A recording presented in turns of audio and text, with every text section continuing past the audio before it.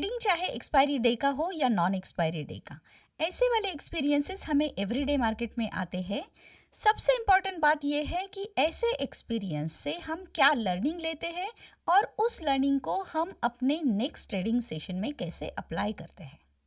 तो ये वीडियो बहुत ही इंपॉर्टेंट होने वाली है दोस्तों, बहुत ही इंटरेस्टिंग होने वाली है, तो एंड तक इसमें बने रहिए। अगर हमारे चैनल को आपने सब्सक्राइब नहीं किया है तो सब्सक्राइब का बटन हिट कीजिए। My name is Neema, I am an options buyer. Indian market में एनएससी में और बीएसई में निफ्टी, बैंक निफ्टी और सेंसेक्स में मैं ट्रेड लेती हूँ, और ग्लोबल मार्केट में गोल्ड, क्रिप्टो और डाउ जोन्स में मैं ट्रेड लेती हूँ। मेरे एक्स पे भी आपने अगर देखा होगा तो वहाँ पे भी मैं बहुत सारे चार्ट्स इन एडवांस पोस्ट करती हूँ, या मेरे ट्रेड के चार्ट्स वहाँ पे पोस्ट करती हूँ, तो उसको भी आप फॉलो करके देख सकते हैं। तो चलो चलते हैं चार्ट पे और समझते हैं कि आज के इस ट्रेडिंग सेशन में निफ्टी एक्सपायरी डे पे हमने क्या लर्निंग लिया है। ऐसे वाले जो एक्सपीरियंसेस है वो हमें क्या लर्निंग देके जाते हैं, क्या सिखाते हैं। तो इस चार्ट पे, निफ्टी के चार्ट पे हम देखेंगे कि हमें यहाँ से आज क्या लर्निंग मिला है। निफ्टी आज ओपन हुआ था 24,700 के पास, और वहाँ से निफ्टी ने एक छोटा सा हल्का सा पुल बैक यहाँ पे दिया है 5-6 मिनट का, और निफ्टी कल का जो क्लोज था यहाँ पे, वहाँ पे जाके लिक्विडिटी ग्रैब करके निफ्टी ने यहाँ से एक अच्छा सा अपवर्ड पुश दिया, और निफ्टी 24,761 का हाई यहाँ पे लगा चुका था ऑलमोस्ट फर्स्ट आवर में। अगर आप देखेंगे इस चार्ट को ठीक से तो ये 1 मिनट का चार्ट है, और जो लोग मुझे फॉलो करते हैं उनको पता होगा कि मैं 1 मिनट पे ट्रेड करती हूँ।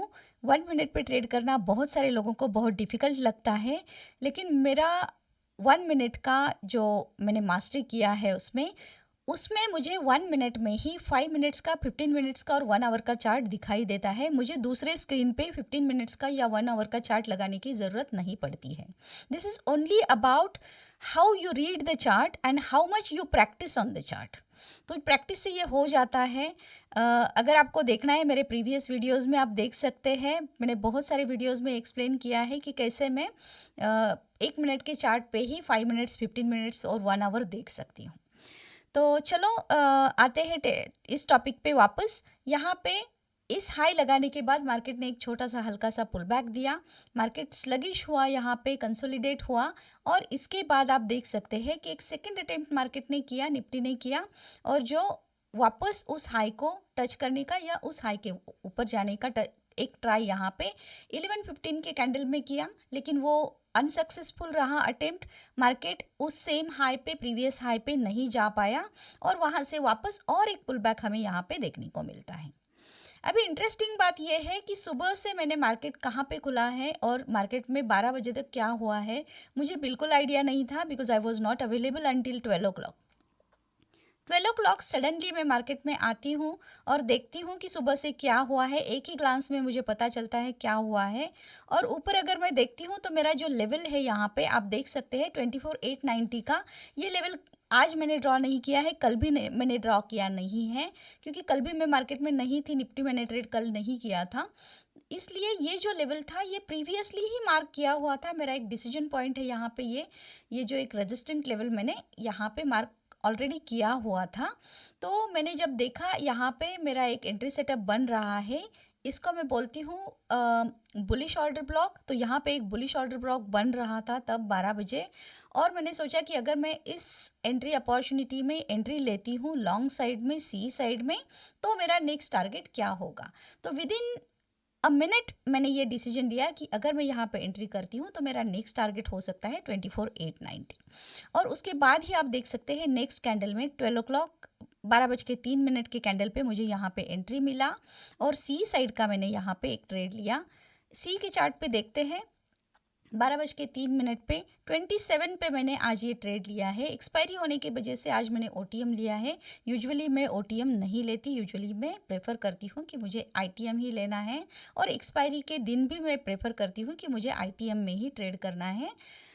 बहुत रेयरली मैं ओटीएम के जो प्रीमियम्स है या फिर ओटीएम के जो स्ट्राइक प्राइस है उसमें ट्रेड करती हूँ। तो आज का मेरा जो ट्रेड था वो मैंने ओटीएम में किया था। यहाँ पे मैंने एंट्री करने के बाद मेरा टारगेट आपको पता है, मैंने पहले ही बताया 24,890 था। तो ये 10-12 मिनट में ही उसने 890 लेवल पे मार्केट ने निफ्टी को लेके गया, और उतने मोमेंट में एक अच्छा मोमेंटम कॉल साइड में भी आया और 27 का जो प्रीमियम था वो मैंने एग्जिट किया 66 और 67 पे।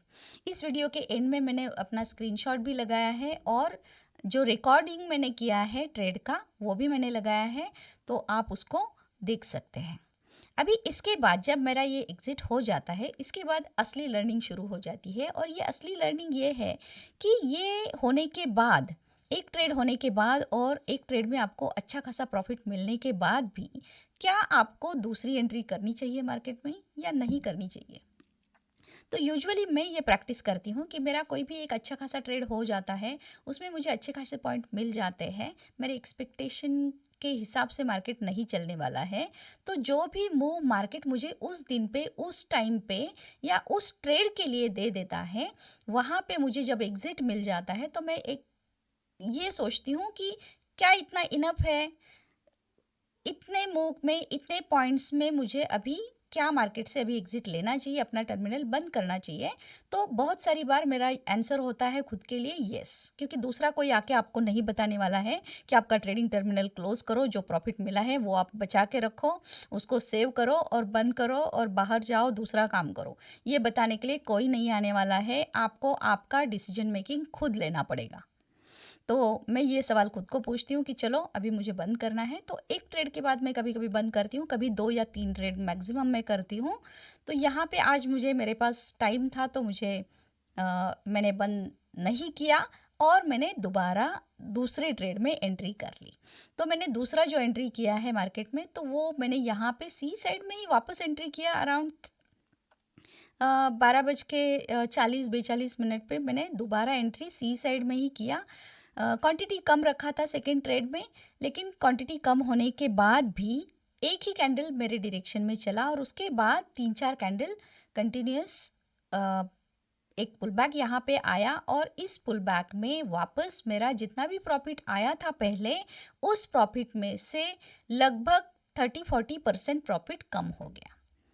तो अब ऐसा होने के बाद क्या होना चाहिए, क्या रिएक्शन होना चाहिए हमारे सबकॉन्शियस माइंड में, या फिर हमारा इमीडिएट रिएक्शन क्या होना चाहिए। तो हमारा इमीडिएट रिएक्शन ये होना चाहिए कि जितना भी प्रॉफिट हमने किया है उसमें से हमें पूरा प्रॉफिट अभी मार्केट को नहीं देना है, हमें वहाँ से एग्जिट करना चाहिए, क्योंकि ट्रेड हमारे डायरेक्शन में नहीं जा रहा है। My trade is going to go in the wrong direction, I am not in the right direction, तो मुझे वहाँ से एग्जिट करना चाहिए। तो मैंने वहाँ पर एग्जिट कर लिया।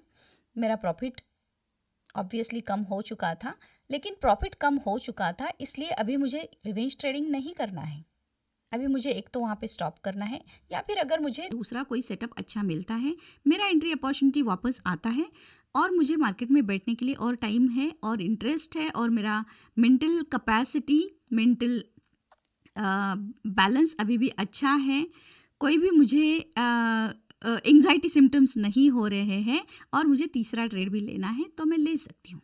तो अपना खुद का साइकोलॉजी पहले चेक करना है कि मेरी मेंटल कंडीशन अभी क्या है, तीसरे ट्रेड के लिए क्या मेरा माइंड रेडी है।